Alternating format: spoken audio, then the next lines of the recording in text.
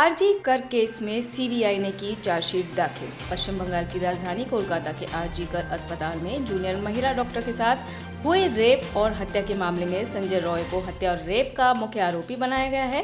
CBI सूत्रों के मुताबिक मामले में करीब 200 लोगों के बयानों को चार्जशीट में दर्ज किया गया है। इससे पहले बीते शनिवार को जूनियर डॉक्टर्स आमरण अनशन पर बैठ गए थे। उनका कहना था कि पश्चिम बंगाल में ममता बनर्जी की सरकार उनके मांगे पूरी नहीं कर रही है, जिसके बाद उन्हें अब इस आमरण अनशन का रास्ता अपनाना पड़ रहा है। राज ठाकरे की एमएनएस की अहम बैठक। महाराष्ट्र में विधानसभा चुनाव को लेकर सियासी हलचल तेज हो गई है। सभी पार्टियां अपने अपने हिसाब से रणनीति बनाने में जुटी हैं। महाराष्ट्र नवनिर्माण सेना भी चुनाव को लेकर पूरी तरह तैयारी में लगी हुई है। मनसे प्रमुख राज ठाकरे 13 अक्टूबर को गोरेगांव नेस्को ग्राउंड में पार्टी के समूह अध्यक्षों को संबोधित करने के लिए सभा करेंगे। विधानसभा चुनाव को लेकर यह बड़ी और प्रमुख सभा होगी।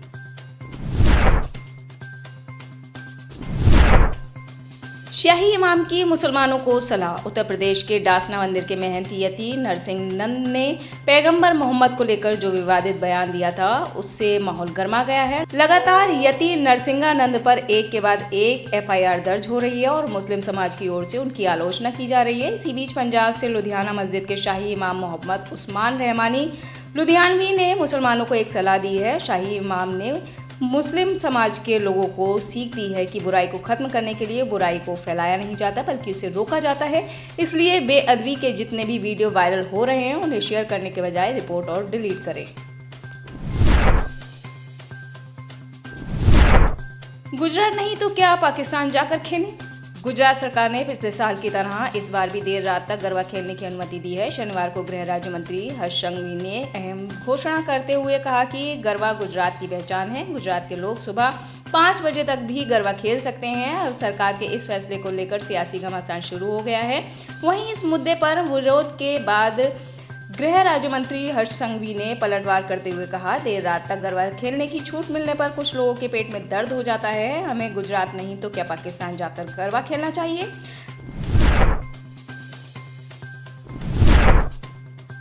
सुखविंदर सिंह सुक्खू का जेपी नड्डा पर पलटवार। हिमाचल प्रदेश के मुख्यमंत्री सुखविंदर सिंह सुक्खू ने शिमला में आईजीएमसी अस्पताल में कैंसर केयर सेंटर के विस्तार का उद्घाटन किया।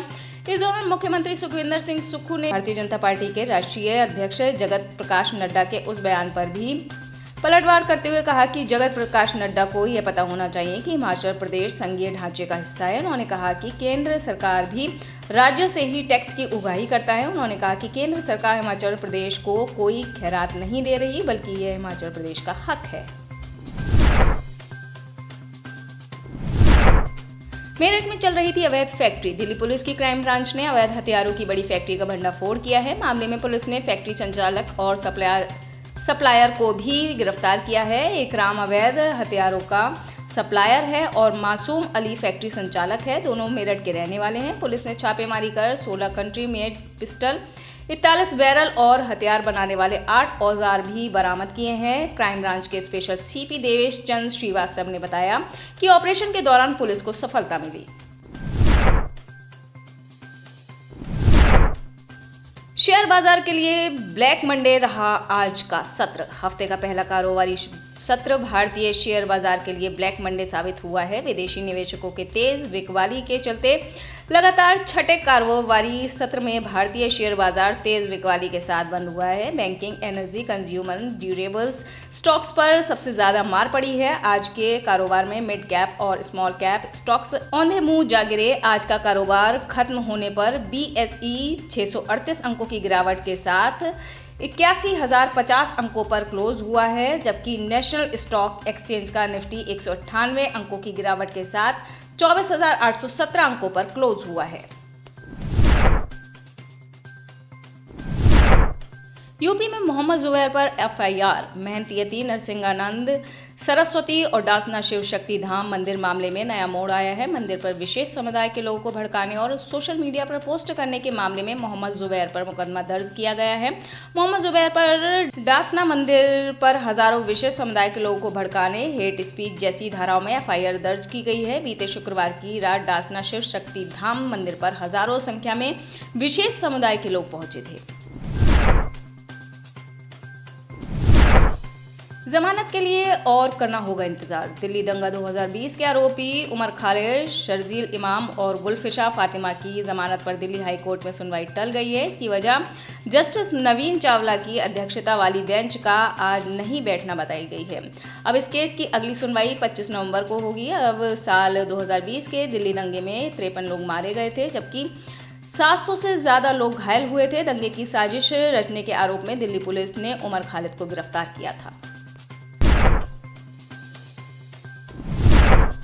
जिम्नास्ट दीपा कर्माकर ने लिया संन्यास। भारत की स्टार जिम्नास्ट दीपा कर्माकर ने संन्यास की घोषणा कर दी है। उन्होंने सोशल मीडिया के जरिए इसकी जानकारी शेयर की है। दीपा ने एक लंबी पोस्ट लिखी है। उन्होंने बताया कि यह काफी मुश्किल था और बहुत सोचने के बाद ही फैसला लिया गया है। दीपा ने संन्यास का कारण भी बताया। उन्होंने लेटर में लिखा है कि अब शारीरिक स्थिति पहले जैसी नहीं रही है। Asian gymnastic championship turning point रहा है। दीपा ने जो लेटर शेयर किया है, इसमें उनके बचपन की कहानी भी बयां की गई है। कराची एयरपोर्ट के पास विस्फोट। कराची एयरपोर्ट के पास रविवार रात 6 अक्टूबर 2024 एक विस्फोट हुआ। इसमें अभी तक 2 शख्स की मौत और 10 लोगों के घायल होने की खबर बताई जा रही है। पाकिस्तानी न्यूज चैनल जियो न्यूज ने भी इसकी पुष्टि की है। मौत और घायलों का आंकड़ा बढ़ सकता है। पाकिस्तानी डॉन न्यूज की रिपोर्ट के मुताबिक देर रात अचानक एयरपोर्ट के पास तेज धमाके की आवाज आई। एयरपोर्ट के पास के इलाके से धुआं उठने लगा और सड़क पर आग की लपटें भी दिखाई दे रही थी। पेजर ब्लास्ट पर वॉशिंगटन पोस्ट का बड़ा दावा। लेबनान में 17 सितंबर 2024 को पेजर और फिर वॉकी टॉकी में हुए ब्लास्ट में वॉशिंगटन पोस्ट में बड़ा खुलासा किया गया है। वॉशिंगटन पोस्ट ने अपनी रिपोर्ट में दावा किया है कि इस घटना के पीछे इजराइल का हाथ था। उसी ने पेजर और वॉकी टॉकी में विस्फोट कराया था। रिपोर्ट में कहा गया है कि इजराइल इसकी प्लानिंग लंबे समय से कर रहा था। ये पेजर 2022 में इजराइल ने ही बनाए थे। वह इन हमलों की योजना 2015 से ही बना रहा था। 2022 में इजराइल में ये पेजर बने और बाद में चुपके से इन्हें अपोलो कंपनी की सप्लाई लाइन में मिक्स कर दिया गया।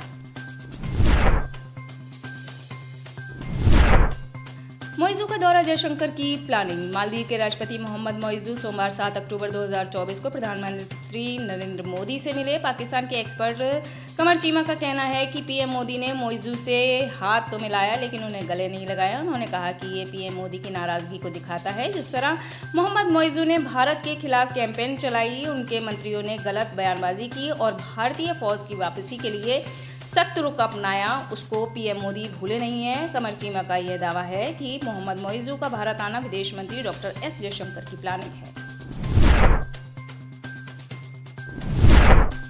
विक्टर एम्ब्रोज और गैरी रोकुन को संयुक्त रूप से 2024 के फिजियोलॉजी के लिए नोबेल पुरस्कार से सम्मानित किया गया है।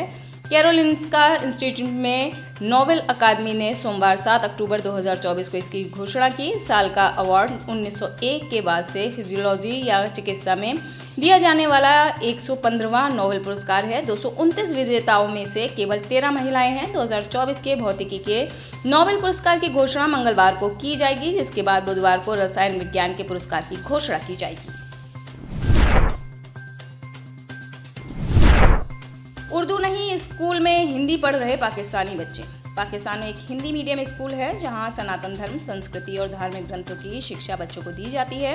यहां बच्चों से सिर्फ 100 रुपये महीना फीस ली जाती है। यूट्यूबर शोएब चौधरी ने हिंदी मीडियम स्कूल के टीचर्स, स्टूडेंट्स से बात की और पूछा कि वहां कौन सी किताबें पढ़ाई जाती हैं। शिक्षक ने कहा, यह स्कूल एक प्राइवेट गजाली एजुकेशन ट्रस्ट के तहत चलता है। यहाँ का कोर्स पंजाब टेक्स्ट बोर्ड तय करता है। इस स्कूल में ज़्यादातर हिंदू कम्युनिटी के बच्चे पढ़ते हैं, इसलिए हम यहाँ के बच्चों को हिंदू धार्मिक चीज़ों के बारे में पढ़ाते हैं।